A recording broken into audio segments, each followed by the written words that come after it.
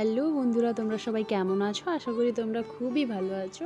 আমিও খুব ভালো আছি। নতুন একটা দিনে নতুন একটা ব্লগে তোমাদেরকে সুপর্ণাস ব্লগে ওয়েলকাম। বন্ধুরা দেখো, এটা আমার বিয়ের পর প্রথম বৌমা ষষ্ঠী। তো আমি আমার বৌমা ষষ্ঠীর ভিডিওটা তোমাদের সঙ্গে তুলে ধরছি। তোমাদের কেমন লাগলো তোমরা আমাকে অবশ্যই কমেন্ট করে জানিও। ইনি হচ্ছেন আমার শাশুড়ি মা। শাশুড়ি মা আমাকে বরণ করে নিচ্ছেন প্রথমেই। আমি কিন্তু জানতাম না যে আমার বৌমা ষষ্ঠী হবে। সকালে উঠে আমাকে বলেন যে তুমি তাড়াতাড়ি রেডি হয়ে নাও, তোমার জন্য কিছু সারপ্রাইজ ওয়েট করছে। সারপ্রাইজ পাবো বলে আমি তাড়াতাড়ি রেডি হয়ে নিয়েছি। দেখি না, এনারা আমার জন্য একটা সারপ্রাইজ রেখেছেন এই বৌমা ষষ্ঠীটা।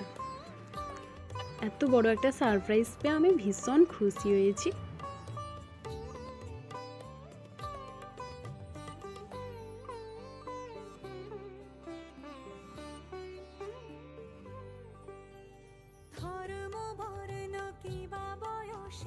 সীমানা ছাড়িয়ে আজি প্রতি গৃহ কোন পর স্বজন নব সাজে ওঠে সাজিয়ে।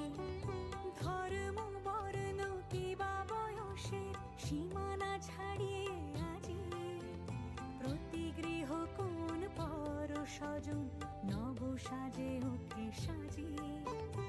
আকাশ নীলে মেঘের ভেলা আনন্দ হয়ে ভাসে, শিউলি সুরভি মিশে যায় উৎসব উচ্ছ্বাসে, উৎসব উচ্ছ্বাসে, উৎসব উচ্ছ্বাসে।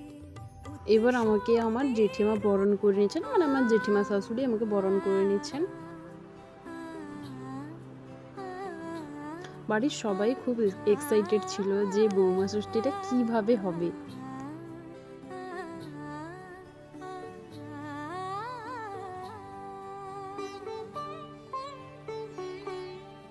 উৎসবের অঙ্গনে আজ সবার আমন্ত্রণ, উৎসবের অঙ্গনে আজ সবার আমন্ত্রণ।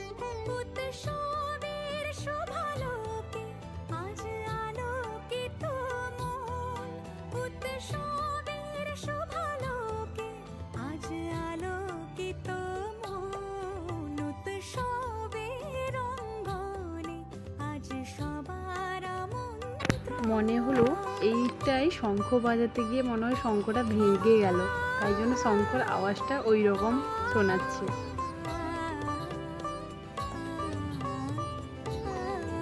এবার তো আমাকে বাড়ি ঠাকুমা বরণ করছিলেন, তার মধ্যে প্রচুর হাসাহাসি চলছে ওই শঙ্খ বাজানো নিয়ে।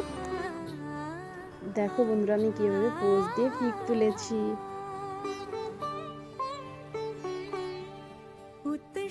এবার শাশুড়ি মায়ের সঙ্গে কিছু ছবি তুলে নিলাম, এবার পরিবারের সঙ্গে। বন্ধুরা, আমার ব্লগটা কেমন লেগেছে তোমরা অবশ্যই কমেন্ট করে জানিও। বাই।